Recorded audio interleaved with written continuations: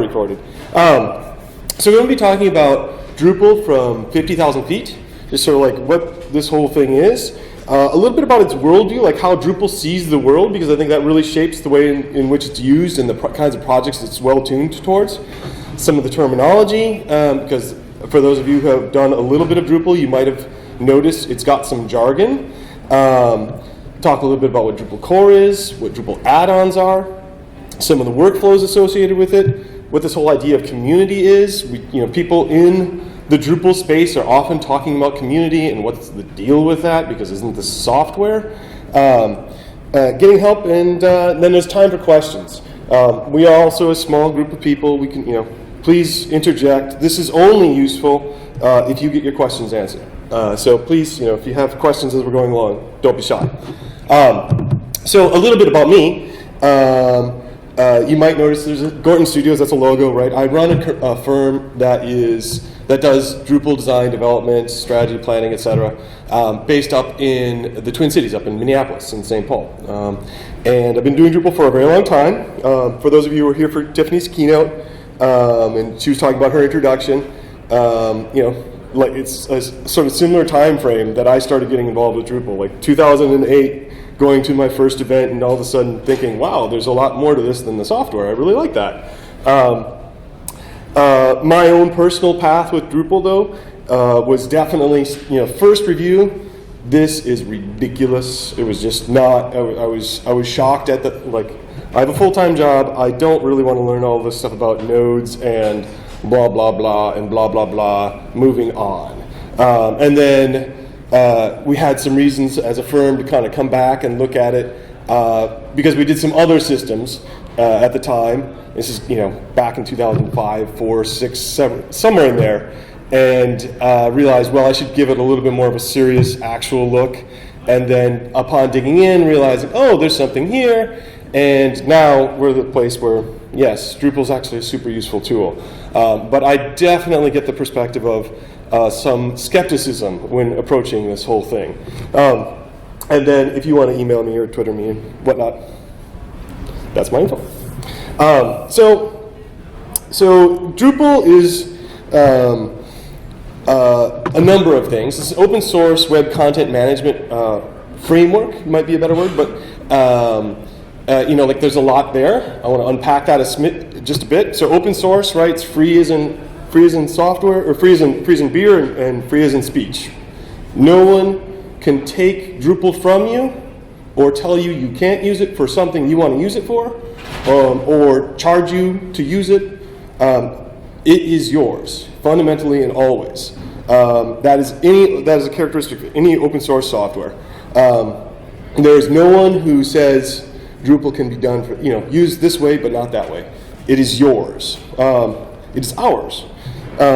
It's a web content management system, right? So it's a way to manage your content. I won't dwell on that. That's like we could go there, but we don't need to spend a lot of time in philosophy. The name, the silly name, like internet things have silly names. The silly name here actually started off, it was founded by a person named Dries, who's the guy who's started the whole business off. And he was in a college dorm room in Belgium, which is where he lived. And the word for village in Belgium is dorp. And so he went to go get the domain name, spelled it wrong, got drop.org instead, and thought, hey, I know some English. That's actually cute, drop. I know what that is. The way you say drop is Drupal, and then they started spelling it Drupal. So it's a bad pronunciation of a misspelling of a typo, is the way the name got its start. Of note to people in this room probably, it's huge, like the reason that we have events and such is because the thing is taken off. It's widely adopted. NBC, the White House, United Nations, Mental Floss, Martha Stewart, all these organizations all over the place using Drupal to do big things. And that's interesting for us as human beings because it means there's jobs in a market. So if you learn these skills, all of a sudden it's like a pretty handy thing, right? There's a market for this. I could buy groceries with this knowledge. So Drupal's worldview is really, it's like the place to start when thinking, like understanding how Drupal works. And there's actually a great presentation put together that I actually want to take a look at real quick, because it really kind of gets into this sort of fundamental way of understanding the way Drupal works and sees the world. And it's, I'll preface it by saying it's about content, not about pages. Drupal doesn't think in terms of web pages, it thinks in terms of units of content. So what we're going to take a look at here is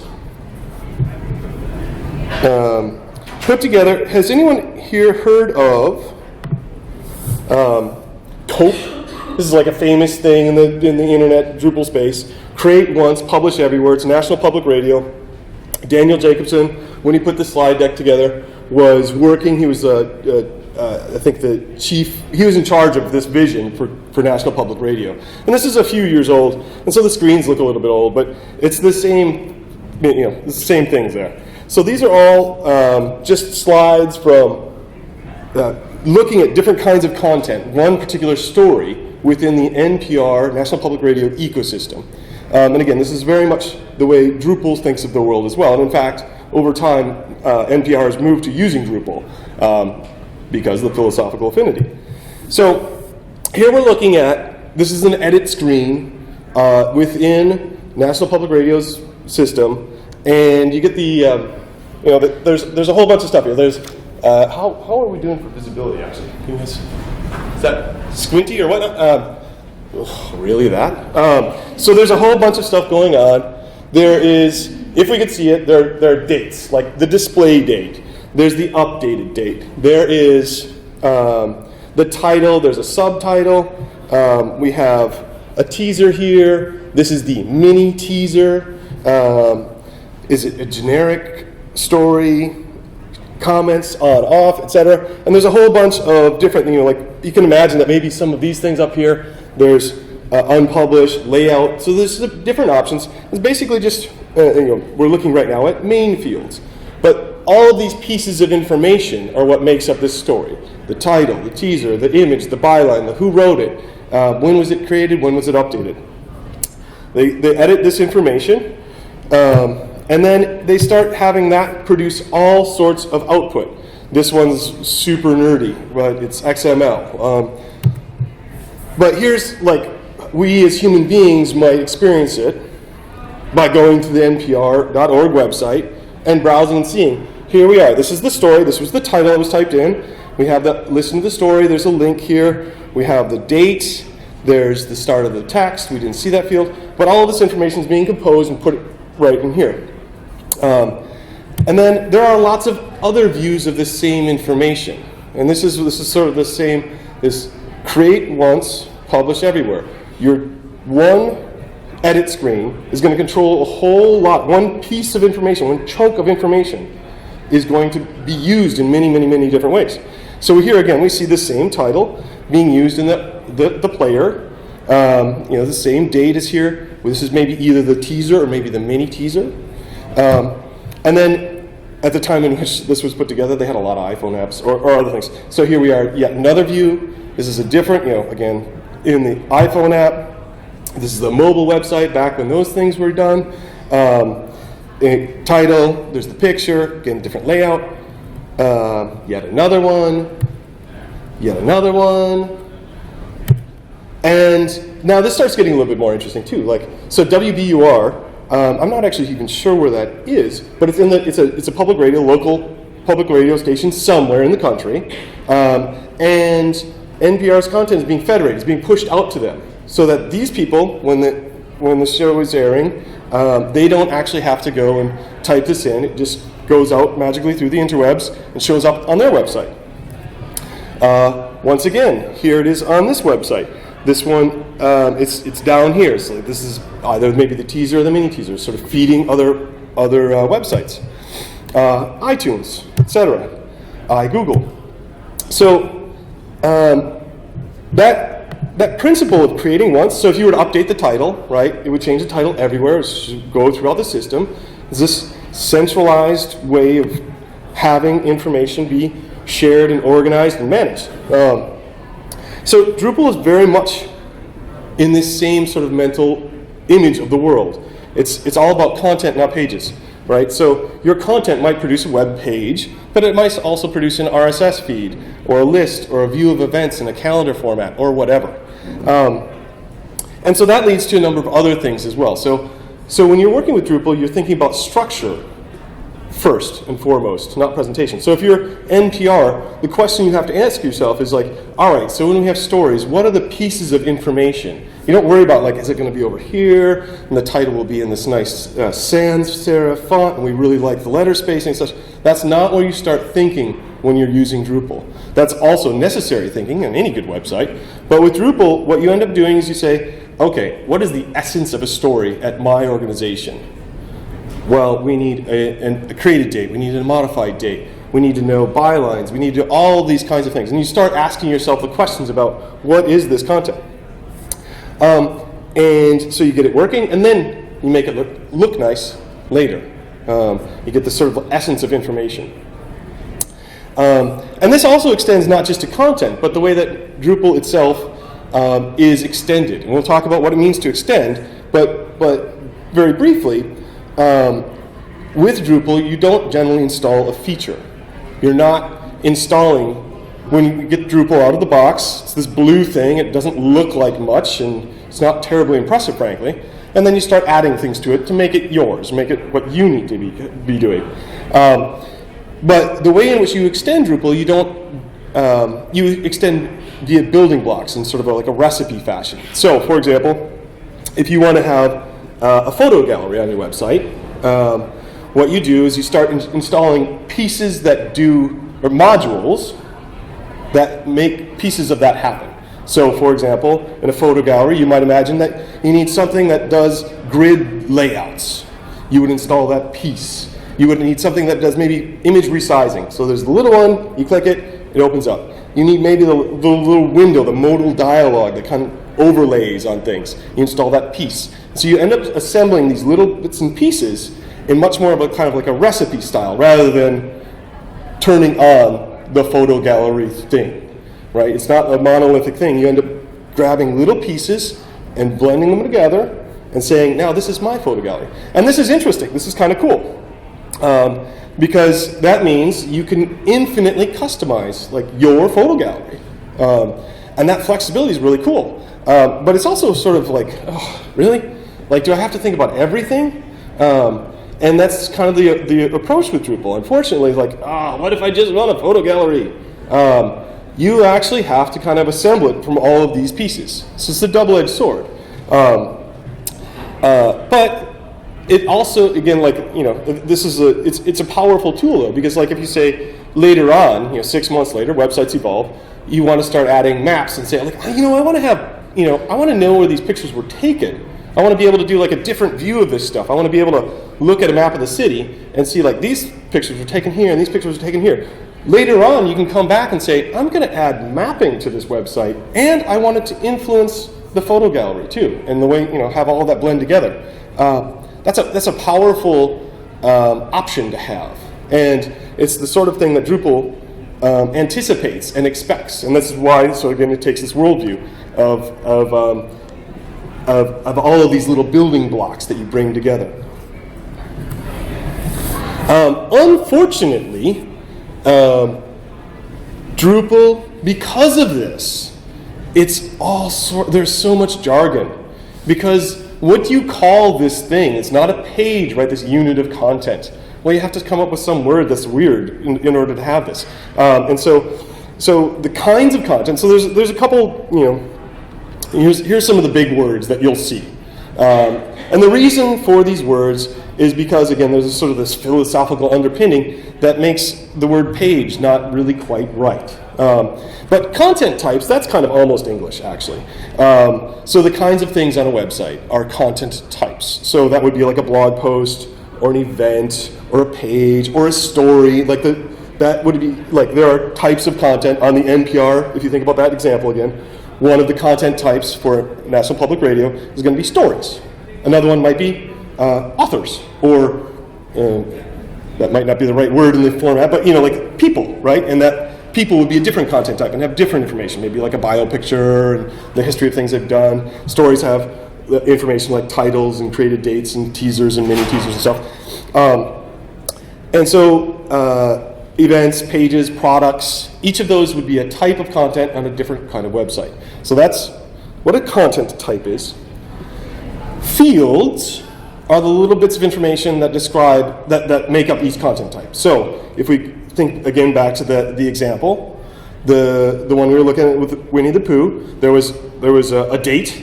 That would be a date field. This is again, that's a kind of English as well. So the title was a field, the teaser was a field. Each of those things was a different field. The image that you would upload, that would be a field. And then it starts getting weird. So taxonomy. Taxonomy is actually a real word. We just don't hear it often out of the Drupal space, and it means the science of classification. So in Drupal, the Drupal world, you use taxonomy to categorize content. So things like, again, within the context of National Public Radio, stories they might be about news or politics or culture or art or something like that. That would be a taxonomy. It's a way of classifying it. If you're selling T-shirts on a website, you might have a taxonomy of sizes: small, medium, large, extra large, or colors: red, yellow, green, blue, etc. So anything that you use to sort of categorize content, this is what Drupal calls taxonomy. And node. I mentioned this is content, not pages, right? Each chunk of information, this sort of little bundle of information, the story that we looked at, that is what Drupal calls a node. So a unit of content is a node. So one story is a node. One author's bio would be a node. And so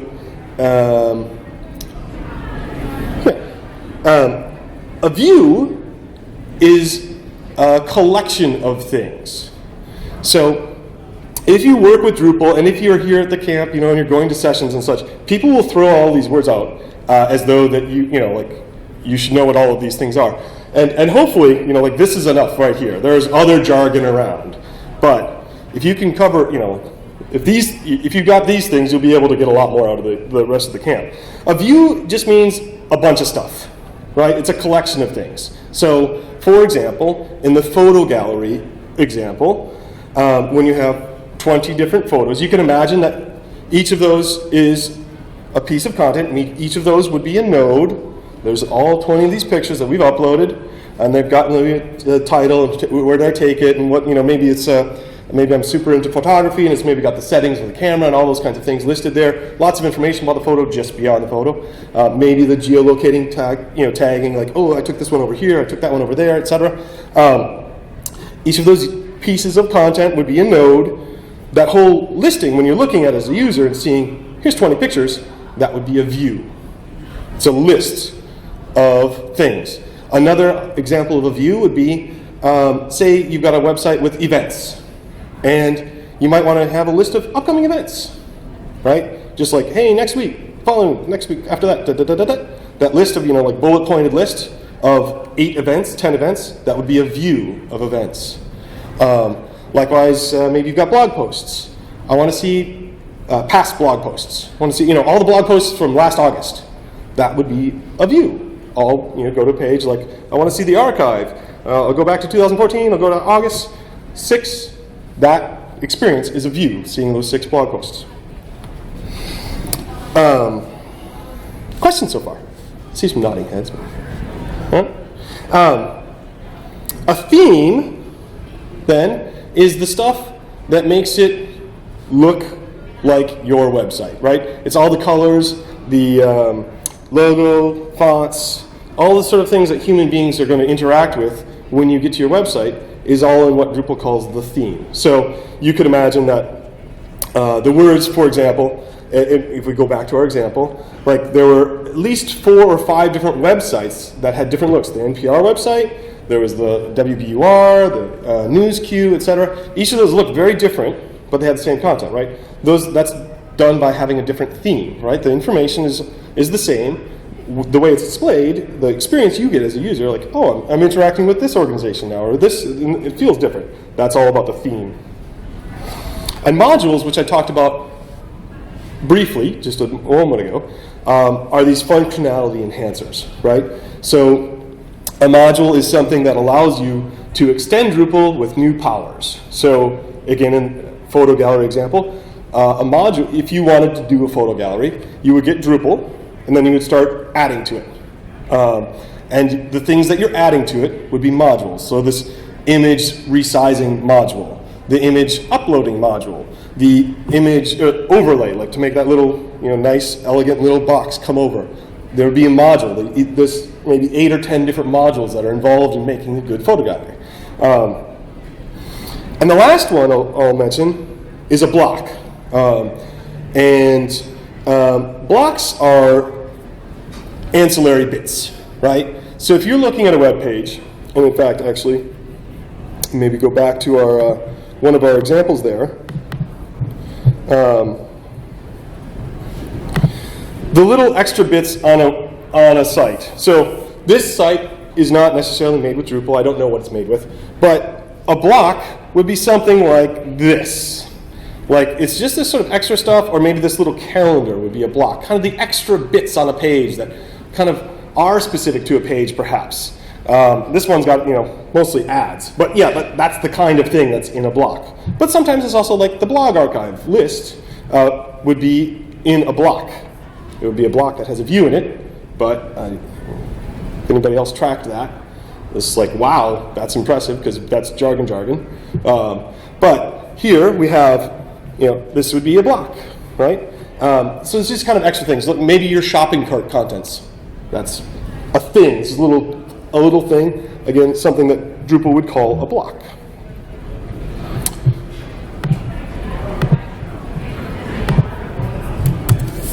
Well, it's convenient.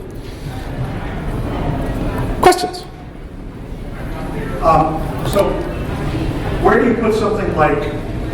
How does a button fall in? I've got to, click me to do something.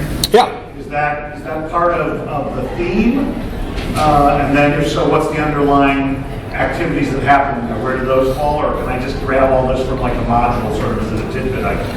I would say so.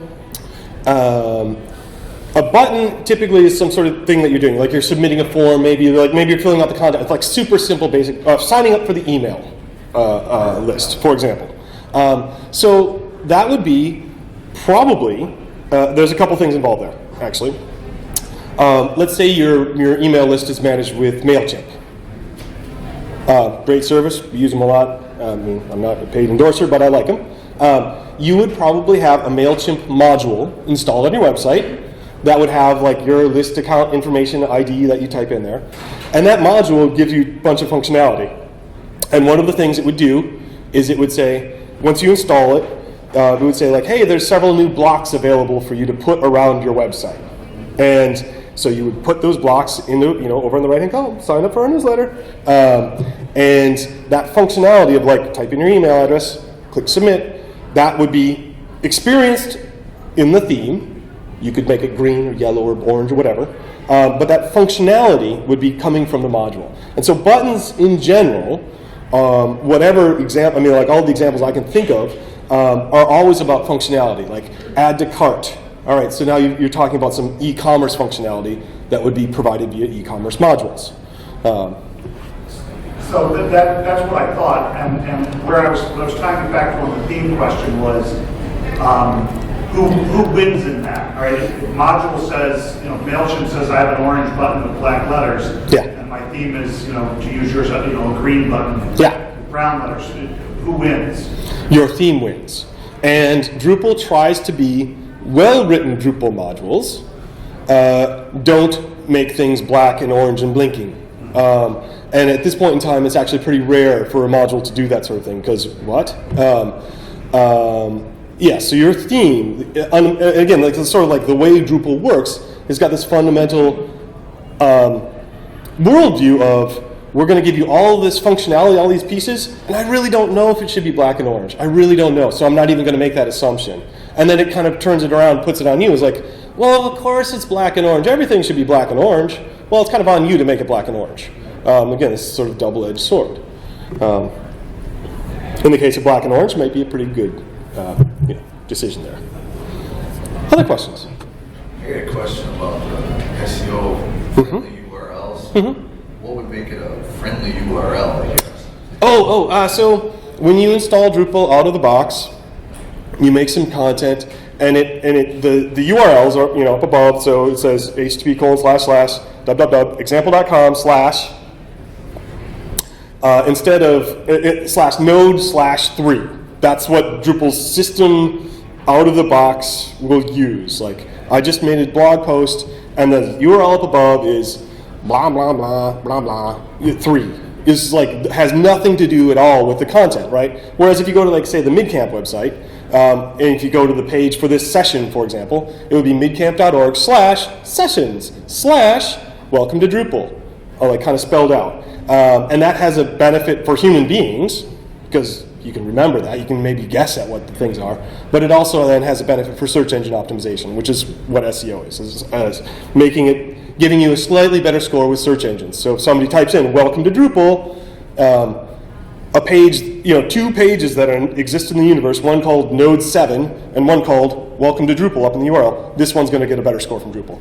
So a module that changes those Node 17 to Englishish things, or whatever language you're using. That's what that module does. Oh, no. The secret to search engine optimization is be good. Other questions?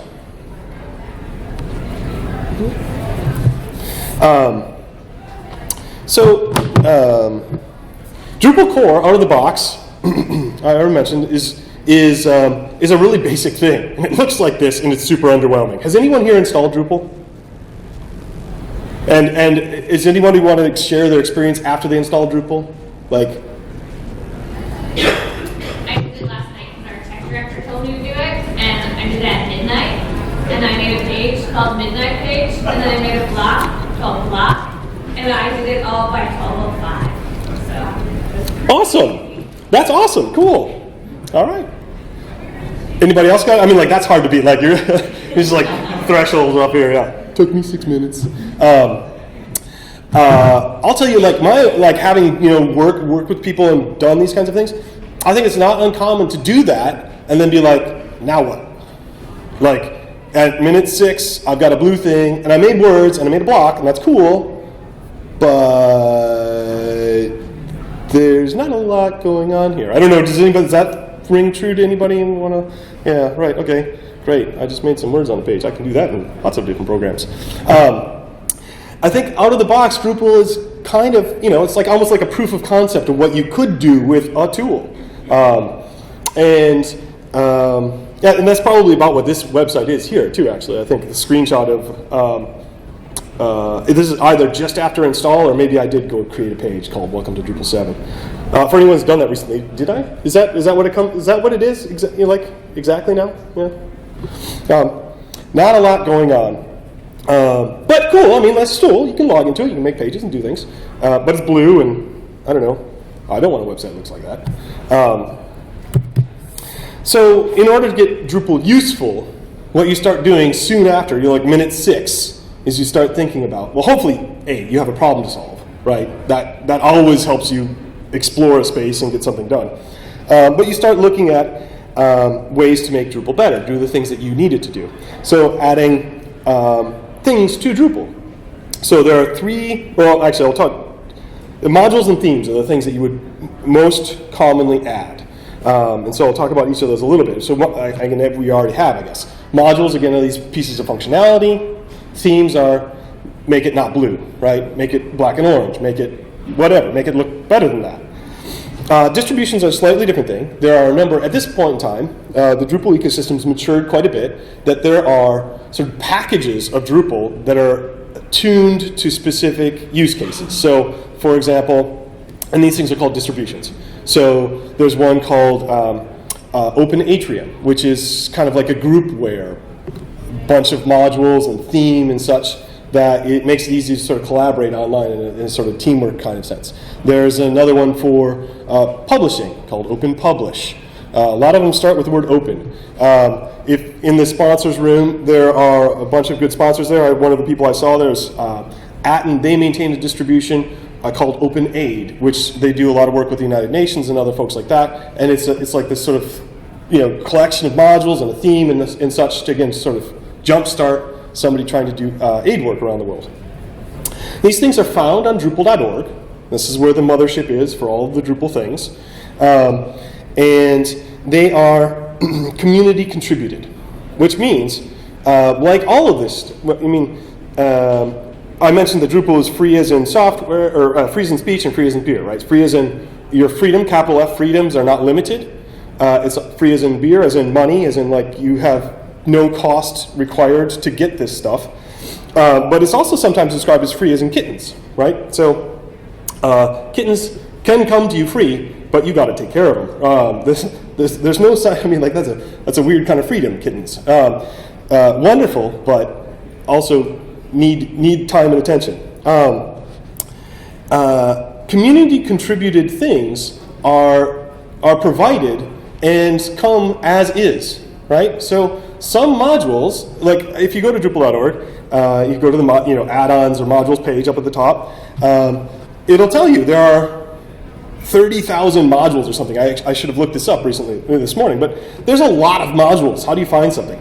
Thankfully, these days they're sorted by how often they're installed. So if you just go look at the top 20 or 30 or 50, most of those you go, oh yeah, I'll need that. I'll need this. Oh right, SEO URLs, et cetera, et cetera, et cetera. Oh, a backup one, good, sounds good. Take most of those; they're going to be good. As you get to like the layer of things that's 8,000 modules in, some of these things are a little bit like, well, that's weird. That's a strange thing to do. And sometimes it's a really important thing. Maybe it's integrating with the university LDAP system or something like that. But some of those things have varying quality. And that's just something to be aware of.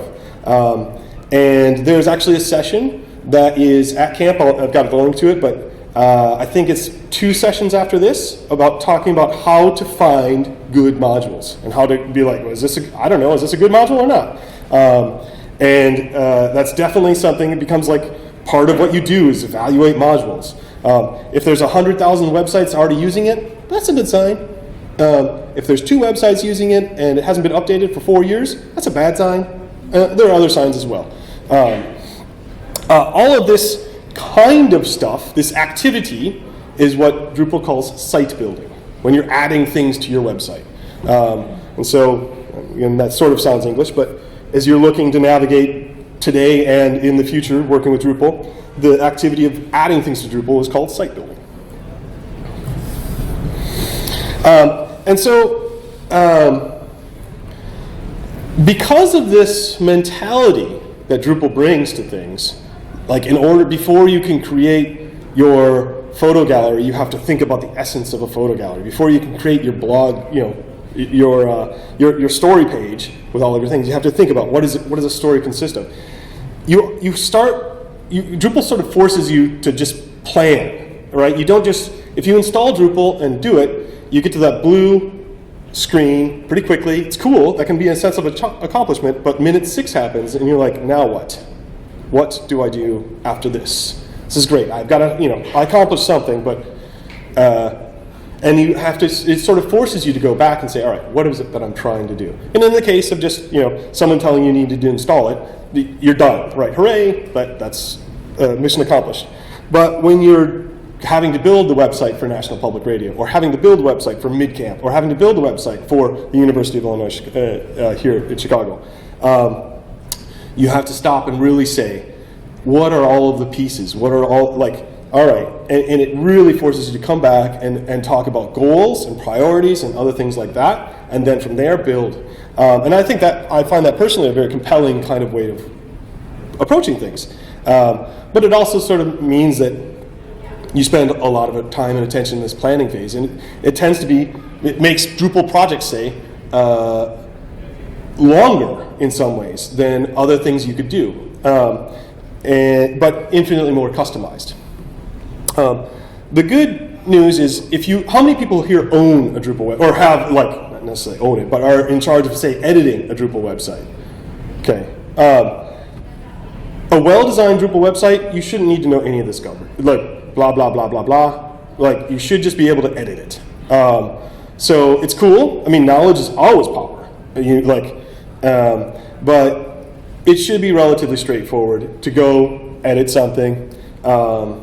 Somebody took some time and attention. If they did what they were supposed to do and took some time and attention trying to, in creating the website in the first place, editing it should be pretty straightforward.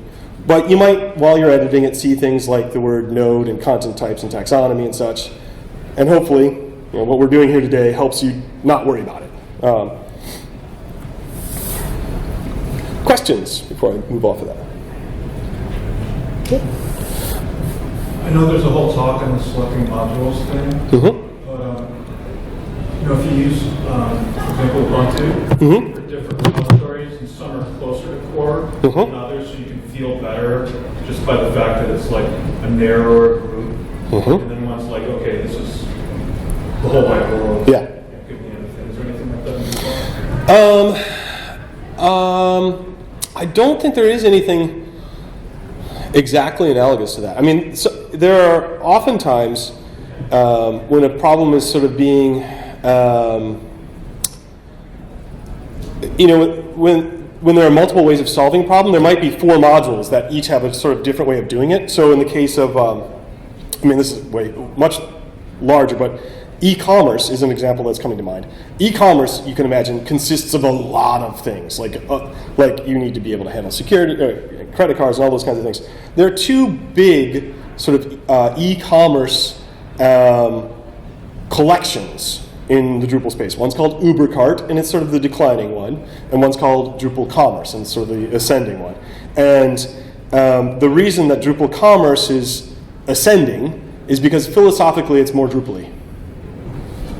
So that's sort of an analogy, but good. I don't know if I've really answered that very well. Mostly yes/no/asterisk.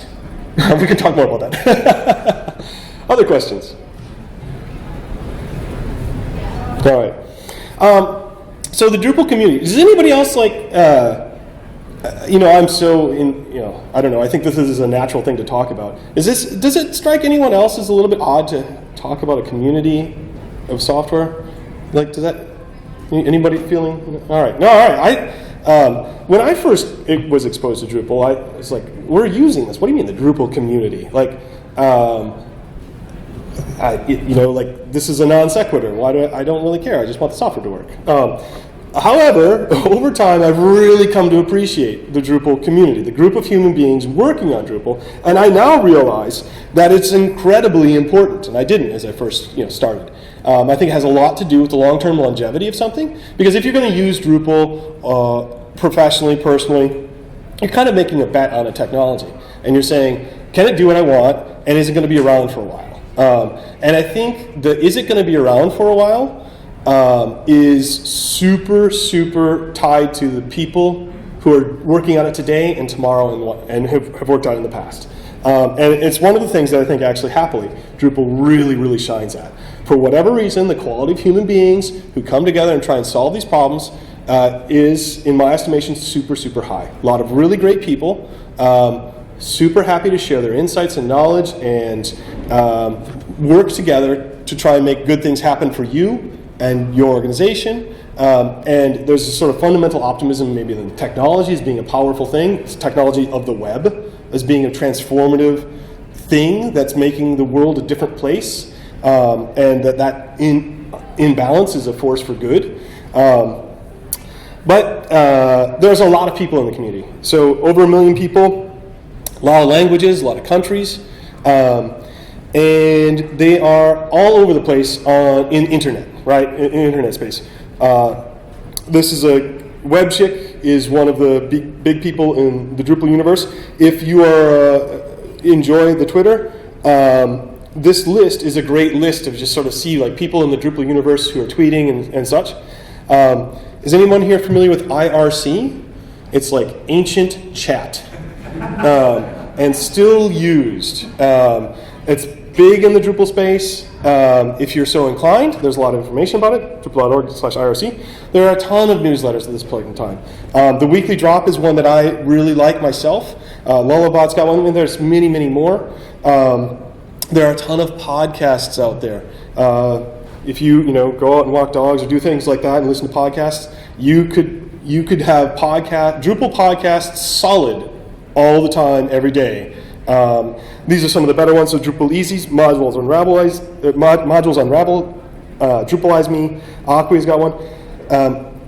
And the universe of people blogging about Drupal is also massive. And if you go to drupal.org/planet, all of those that, like in the Drupal ecosystem, it aggregates all of those things. So you can read a blog post, if you go there, you can read a blog post here about like super nerdy, like entity meal field hook query integration with like super jargony, like whoa, intense engineering going on, and then somebody else talking about their case study of like, hey, we just launched this beautiful little website in order to promote this thing, and so like it's a huge range of things, but can be kind of a cool place, and then actually getting together in physical space, right? So there are a lot of meetups. The central place for them. How many of you are from the Chicago area? Cool, all right. And I actually am not familiar. Is anyone here, has anyone here been to a different Chicago event other than this one? Chicago Drupal event? Yeah? How did you find out about that? Like, what are the, I'm not from this area. Yeah, okay, cool. Groups.drupal.org is the place that has a lot of, so there's going to be a groups.drupal.org for Chicago, and so it will have announcements and things, and of course things like meetup.com and Eventbrite and such. That's what I was going to say. There's a bunch of stuff on meetup. That's where my boyfriend and I contact everything. Yeah, cool, right. And there are camps, like right before the keynote, they mentioned a bunch of camps. There's one in Iowa, there's one in Twin Cities, like coming up over the month. Like if you also wanted to, like say, go to a Drupal event every day of the week, you can now do that. You might have to, fly to Bogota and then, off to somewhere in Bulgaria and such. But it's sort of continuously happening here in North America within driving distance. There's the Fox Valley. I think, are you wearing a Fox Valley shirt there? Yeah. So Fox Valley's not far out. When is your event? Do you know? No, you're not on spot. Sorry, didn't ask that question. Andrea will know. That's right. Right. Right. I'll say, like, I know that in in the Twin Cities where I live and work, we have actually 4 meetups a month. One is like a classic user group meetup where somebody will present and talk about a topic, like, here's how I made my photo gallery, or something like that. There's another one that is just happy hour. That's the one I personally make it to most often, in which the word Drupal may or may not be used, but, having some drinks and hanging out. Then there's one that's specifically around e-commerce. And then there's another one that's about sort of is actually hosted at where I work, and that is that we call the Drupal Jam. Like people come together and you're kind of working loosely, and you're also eating pizza and chatting, but maybe kind of trying to solve problems. Sometimes people are working on Drupal core, sometimes they're working on projects, sometimes they're just also, again, sort of hanging out. So there'll be, there are lots of options. This is also a vibrant community, lots of options here as well.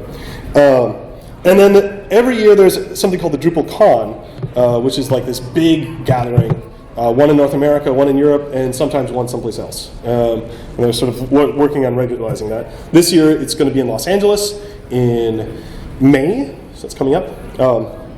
Anyways, enough about all that, props. We're all here by virtue of getting more deeper into the Drupal thing. And so getting help is a common thing. And so, again, the kinds of people that you will meet at a camp like this are going to be great people, and they will always be happy to, so ask someone you trust. Any presenter would be happy. I mean, we're all doing this because we're trying to, the altruistic and other good things like that Tiffany was talking about. And so actually helping others makes us feel good. And so ask someone your questions. The Google always, obviously Drupal.org is another super, super good place to find questions and answers. And with that, actually, I know we've been asking things. Questions? Additional questions?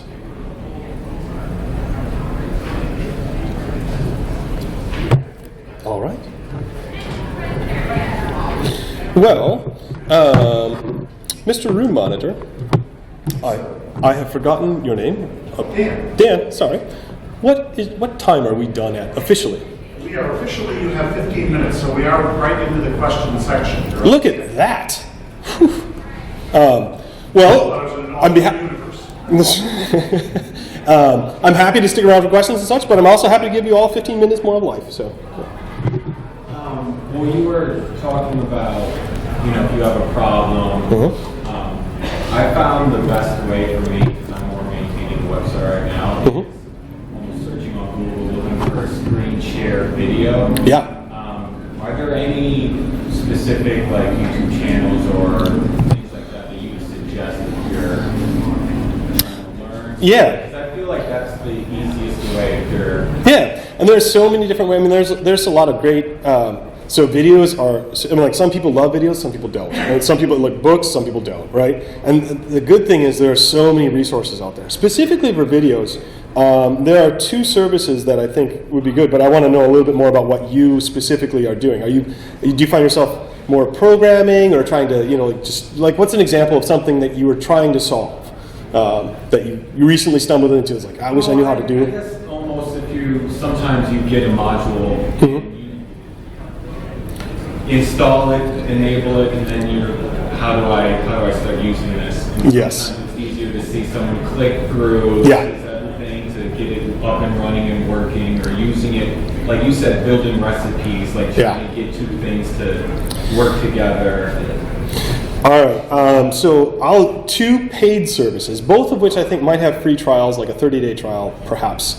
One is called buildamodule.com, and it's the name implies a little bit more programming, but it has tons and tons and tons of recipes and just thousands of hours of videos about how to use common modules and such. And similarly, Drupalize.me, another one. And again, I think subscriptions and those things are maybe 20, maybe $30 a month or something like that.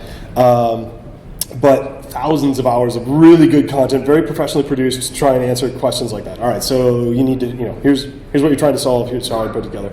But there are also free ones out there too. I know Modules Unraveled has a bunch of them, but there's less of them. It's more hit and miss. Like maybe the top 20 or 30 or 50 modules, they'll have a few, like a session or a thing about it.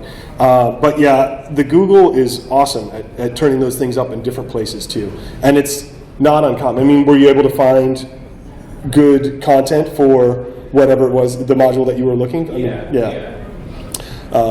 There's so many. Again, this ecosystem, as Tiffany was talking about this morning, is like this ecosystem is made of it's a large number of small companies and small organizations, relatively small organizations. We're not, there's no red hat in this space.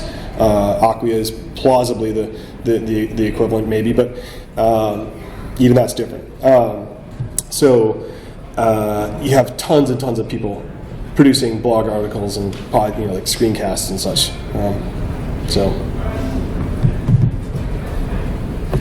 I guess I had the experience of creating a custom module, and it was easy enough to get started, and then it was kind of hard to figure out when I was veering far from the way things are done around here. Yeah. What's the best way to fast track that kind of thing for developers?